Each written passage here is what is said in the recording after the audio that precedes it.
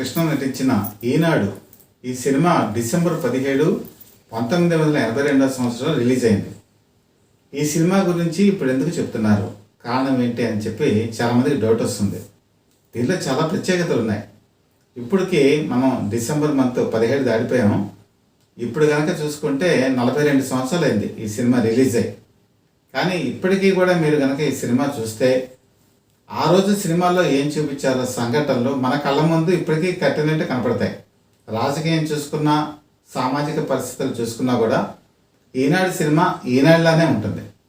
ఈనాడు మనం ఏ సంఘటనలు చూస్తున్నామో పేపర్లో అవే సంఘటనలు ఆ రోజు అప్పుడే చూపించారు. ముఖ్యంగా ఈ సినిమాలో కనుక చూసుకుంటే కల్తీ సారా తాగి చనిపోయినటువంటి సంఘటన ఈ సినిమాలో ఉంటుంది. అది ఆ రోజు ప్రేక్షకుని కదిలించింది, ఈరోజు ప్రేక్షకుని కదిలిస్తుంది. ఎందుకంటే ఇప్పటికీ కూడా నాటు సారా తాగి చనిపోయిన వాళ్ళు చాలామంది ఉన్నారు.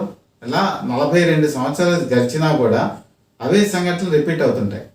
అలాగే ఈ సినిమాలో చూపించినటువంటి రాజకీయ పరిస్థితులు, ఆ రోజు ఉన్నటువంటి ఎమ్మెల్యేలు ఎలా పార్టీ ఫిరాయిస్తారు, వాళ్ళని హీరో ఎలా అడ్డుకుంటాడు, ఇది ఈ సినిమా మెయిన్ కనుక చూసుకుంటే ఈ కాన్సెప్ట్ ఇప్పటికీ కూడా రాజకీయ పార్టీలు అధికారంలోకి వచ్చినప్పుడు చాలామంది అందులోకి వెళ్ళిపోవటం ఇవన్నీ మనం చూస్తున్నాం. కాబట్టి ఎప్పటికీ నవ్యతకి మారుపేరు ఈనాడు సూపర్ స్టార్ కృష్ణకి 200వ చిత్రం. ఈ సినిమా చాలా సంచలనాలు సృష్టించింది. ఎందుకంటే 1982 సంవత్సరంలో ఎన్టీ రామారావు తెలుగుదేశం పార్టీ స్థాపించారు. అప్పటికి ఇంక ఎలక్షన్స్ ఇంకా డిసెంబర్ మంత్ వచ్చేప్పటికి మంచి ఊపు అందుకుంటుంది. చైతన్య రథం మీద ఎన్టీ రామారావు వాడా తిరుగుతున్నారు. ఈ సమయంలో ఈ సినిమా రిలీజ్ అయింది.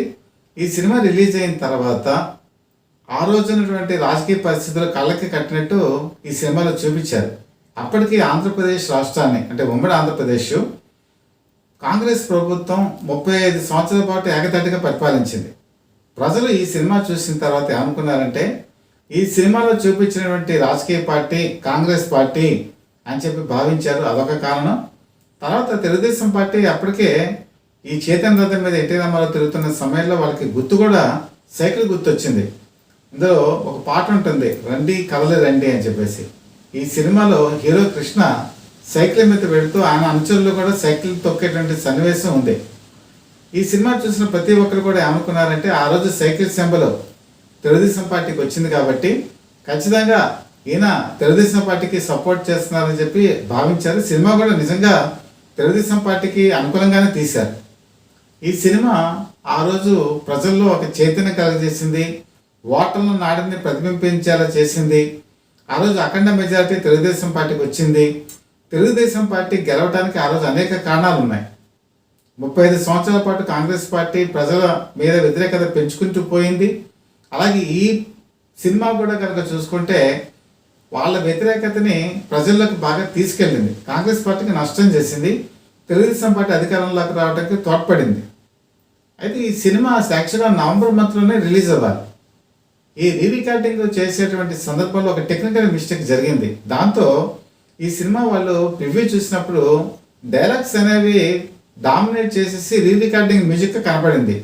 దాంతో వాళ్ళు ఏం చేశారంటే మళ్ళీ రీరికార్డింగ్ చేశారు.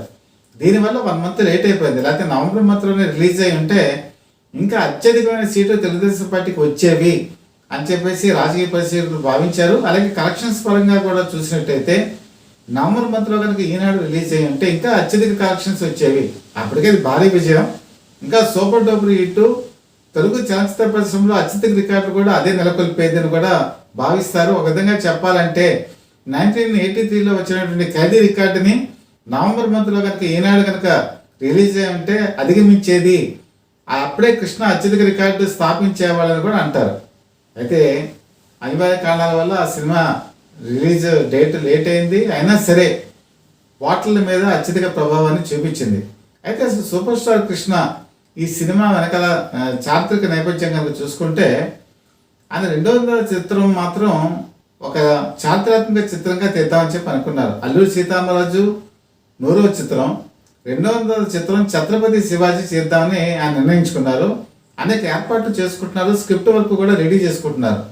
అయితే ఇక్కడ మెయిన్ ప్రాబ్లం ఏంటంటే అప్పుడు తెలుగు చలనచిత్ర పరిశ్రమ కేవలం ఆంధ్రప్రదేశ్, నైజాం సీటెడ్ బెంగళూరు ఇలాంటి ప్రాంతాలకు మాత్రమే పరిమితమైంది. ఇలాగా పాన్ ఇండియా స్థాయికి వెళ్ళలేదు. బడ్జెట్ కనుక ఎక్కువ పెట్టినట్టయితే కలెక్షన్స్ కనుక రాకపోతే నష్టపోయేటువంటి అవకాశాలు కూడా ఉంటాయి. ఛత్రపతి శివాజీ సినిమా కనుక చూసుకుంటే భారీ బడ్జెట్తో తీయాలి, అదొక కారణం. తర్వాత అప్పుడు నుండి సామాజిక పరిస్థితులు ఇప్పుడు చూపించాలి అంటే కొంచెం ఇబ్బందికరమైన పరిస్థితి కూడా ఉంది. ఇవన్నీ ఆలోచించి కృష్ణ తీద్దామా వద్దా అని ఆ స్క్రిప్ట్ రెడీ చేసుకుంటున్నారు. అదే సమయంలో మలయాళంలో ఒక సినిమా రిలీజ్ అయింది, ఐవి శశి డైరెక్షన్లో వచ్చింది. ఐవి శశికి ఒక పేరుంది, ఎక్కువగా సెక్స్ సినిమాలు తీస్తాడు ఇతనని. ఎందుకంటే హర్ నైట్స్ అని చెప్పేసి ఒక సినిమా ఈయన దర్శకత్వంలోనే వచ్చి సంచలనం సృష్టించింది. అయితే రాజకీయ నేపథ్యంలో వచ్చినటువంటి ఈ సినిమా కృష్ణ చూశారు మలయాళంలో. ఈ సినిమాని తెలుగులోకి తీసుకుంటే ఎలా ఉంటుందని చెప్పి ఆయన ఆలోచించారు. దానికి మరి శ్రీధర్ అనుకున్నారు. శ్రీధర్ అంటే మీకు గోరంత దీపం ఇలాంటి సినిమాల్లో ఆయన నటించారు. ముత్యాల ముగ్గు ఫేమస్, అందుకే ముత్యాల ముగ్గు శ్రీధర్ అని కూడా అంటారు. ఈ సినిమాలో మలయాళం సినిమాలో చూసుకుంటే హీరో నడి వయస్కుడు, అతనికి హీరోయిన్ ఉండదు, డ్యూయిట్లు ఉండవు, ఏముండవు. కాబట్టి శ్రీధర్ని పెట్టుకొని ఒక లో బడ్జెట్తో సినిమా తీద్దామని చెప్పి అనుకున్నారు. అయితే ఈ సినిమా కథ డైలాగ్స్ ఎవరు రాస్తారన్నప్పుడు పరుచూరి బ్రదర్స్ గుర్తుకొచ్చారు. అప్పుడే పరుచూరి బ్రదర్స్ పైకి వస్తున్నారు. వాళ్ళకి కంటెంట్ అంతా చెప్పారు, ఆ సినిమా చూపించారు. కాబట్టి దీనికి డైలాగ్స్ రాయమని చెప్పేటప్పటికి వాళ్ళు కృష్ణతో సినిమా తీస్తారని చెప్పి వచ్చి శ్రీధర్ అనేటప్పటికీ కొంత నిరుత్సాహపడ్డారు. అయినా సరే వాళ్ళు ఏం చేశారంటే డే అండ్ నైట్ వర్కౌట్ చేసి మలయాళంలో సినిమాల్లో ఉన్నటువంటి కథని చాలా మార్పులు చేశారు తెలుగు నేటివిటీకి. అలాగే అందులో పాటలు లేకపోతే మిగతా వాటి మీద పాట పెట్టారు. ఇందులో నేడే ఈనాడే ప్రజాయుద్ధం సంరంభం అనే పాట ఇప్పటికీ కూడా సూపర్ డూపర్ హిట్. అలాగే చంద్రమోహన్ రాధికల మీద కూడా ఒక డ్యూయిట్ సాంగ్ పెట్టారు. రండి కథ రండి అనే పాట అందరికీ గుర్తుండే ఉంటుంది. ఇలాంటి పాటలు కూడా యాడ్ చేయడం జరిగింది. అయితే వాళ్ళు ఏం చేశారంటే కృష్ణ క్యారెక్టర్ని గుర్తుపెట్టుకొని దానికి అనుగుణంగా కథా రచన చేశారు. ఇది కృష్ణకి వినిపించినప్పుడు కృష్ణ మొట్టమొదటి సందేహించారు, ఈ సినిమాలో కథ ఉంటుంది కానీ ఫైట్లు ఉండవు, డ్యూయిట్లు ఉండవు. తనంటే అప్పటికి బాగా గ్లామర్ పెరిగిపోయింది, చాలా పీక్ స్టేజ్లో ఉన్నారు కృష్ణ. ఇలాంటి తరుణంలో ఇలాంటి సినిమా కనుక నేను చేస్తే ప్రజలు యాక్సెప్ట్ చేస్తారా అని చెప్పేసి డౌట్ ఆయనకు వచ్చింది. అప్పటికి ఆయన ఏకరపై షూటింగ్లో ఉన్నారు. అయితే హనుమంతరావు అప్పటికి పద్మలయ నిర్మాణ బాధ్యతని బాగా నిర్వహించేవారు. హనుమంతరావు కూడా కథ వినున్నారు. ఆయన కృష్ణతో ఏం చెప్పారంటే, అన్నయ్య ఈ సినిమా నువ్వు చేయొచ్చు, ఎందుకంటే ఇది ఒక సన్నివేశం చాలా బాగా కదిలించింది. అదేంటంటే కృష్ణ మరి నావగోపాలరావు ఇద్దరు బావ బావమరుదులు అవుతారు. ఒకనొక సందర్భంలో వాళ్ళ అక్కని డబ్బులు అడుగుతాడు కృష్ణ. అయితే ఇది రక్తపు కొడు కదా, ఎలా అడుగుతున్నావు అని అడిగేప్పటికీ ఏ బ్లడ్ గ్రూప్ వాళ్ళకి ఆ బ్లడ్ గ్రూప్ ఇవ్వాలి కదా అని కృష్ణ అనే సందర్భం ఒకటి ఉంటుంది. సినిమా చూసిన వాళ్ళకి అది గుర్తు వస్తుంది. ఆ సన్నివేశం చెప్పారు. అది విధంగానే కృష్ణకు కూడా చాలా బాగా నచ్చింది. ఒక్క సన్నివేశమే ఇంత బాగుంటే సినిమాలో నటిస్తే నేను ఇంకా గొప్ప ఖ్యాతిని పొందుతాను అని చెప్పే ఉద్దేశంతో ఆయన గ్రీన్ సిగ్నల్ ఇచ్చారు. ఈ సినిమా క్లైమాక్స్ కనుక చూసుకుంటే విజయవాడలో తీశారు. వేలాది మంది జనం, ఆ వేలాది మంది జనాన్ని కంట్రోల్ చేయడానికి పోలీసులు కూడా ఉపయోగించారు, క్రేన్ కెమెరాస్ని ఉపయోగించారు. ఈ సినిమాలో కనుక చూస్తే చాలా భారీ ఎత్తున క్లైమాక్స్ ఉంటుంది. వాళ్ళు తీసినటువంటి దేవుడు చేసిన మనుషులు, దాంట్లో కూడా మీరు కనుక చూసుకుంటే మచిలీపట్నం ఇప్పుడు బందరు అంటారు, ఆ బందర్లో తీసినటువంటి క్లైమాక్స్లో కూడా వేలాది మంది జనం పాల్గొన్నారు. ఈ క్లైమాక్స్ కూడా చాలా అద్భుతంగా ఉంటుంది. అంటే ఒక నాయకుడు మంత్రి పదవి స్వీకారానికి వెళ్తున్నప్పుడు అడ్డుకునేటువంటి సన్నివేశం. ఇందులో కృష్ణ చెప్పే డైలాగులు ఆ రోజు చాలామందిని ఆలోచింపజేసింది. అంటే రాజకీయ చైతన్యం కలిగించడానికి కృష్ణ క్లైమాక్స్లో చెప్పే డైలాగులు చాలా బాగా ఉపయోగపడ్డాయి. ఆ రోజు తెలుగుదేశం పార్టీకి లాభించింది కూడా. ఈ సినిమా రిలీజ్ అయిన తర్వాత విజయవాడలో కృష్ణ, పరుచూరి బ్రదర్స్, వాళ్ళ బ్రదర్ హనుమంతరావు అందరూ కూర్చొని ఉన్నారు. సినిమా స్టార్ట్ అయింది. సినిమా స్టార్ట్ అయ్యి ఇంటర్వెల్ దాటిన తర్వాత ప్రజలు హర్షాతిరేకాలతో ఊగిపోయారు, చప్పట్లు మారుమోగే. కృష్ణకి అర్థమైపోయింది ఈ సినిమా ఇంకా తిరుగులేదు, సూపర్ డూపర్ హిట్ అవుతుందని చెప్పి నిర్ణయించుకున్నారు. ఆ సినిమా తర్వాత కాలంలో చాలాసార్లు రిపీట్గా రిలీజ్ చేశారు. ఎన్నిసార్లు రిలీజ్ చేసినా కూడా ఆ సినిమా సూపర్ డూపర్ హిట్ కలెక్షన్స్నే పొందింది. అయితే ఈ సినిమా రిలీజ్ అయిన తర్వాత 1983 తెలుగుదేశం పార్టీ అధికారంలోకి వచ్చింది. ఎన్టీ రామారావు ముఖ్యమంత్రి అయ్యారు. ఒకరోజు మార్నింగ్ కృష్ణకి ఎన్టీ రామారావు ఫోన్ చేశారు. కృష్ణ బాగా నిద్రపోతున్నాం అండి ఫోన్ ఎత్తారు. కృష్ణ సినిమా చాలా బాగుంది, అద్భుతంగా ఉంది, నేను రామారావు మాట్లాడుతున్నాను అన్నారు. అక్కడ జర్నలిస్ట్ రామారావు అని ఒక ఆయన ఉన్నారు. వెంటనే కృష్ణకి అతను చేశాడు అనుకుని, ఏమయ్యా ఇంత పొద్దునే ఫోన్ చేసావు, నీకేం పని పాట లేదా అన్నారు. వెంటనే రామారావు కంగు తిన్నారు. నేను ఎన్టీ రామారావు మాట్లాడుతున్నప్పటికీ మీరా అని చెప్పేసి ఎన్టీ రామారావు మాటకి అప్పుడు ఆయన గుర్తుపెట్టారనమాట. అప్పుడు ఎన్టీ రామారావు ఏం చెప్పారంటే, కృష్ణ ఈరోజు నేను ముఖ్యమంత్రిగా అయ్యాను అంటే అనేక కారణాలు ఉన్నాయి. అందులో నువ్వు చేసినటువంటి ఈనాడు సినిమా కూడా నాకు చాలా బాగా నచ్చింది, చెప్పు నీకేం కావాలో అని చెప్పి అన్నారు.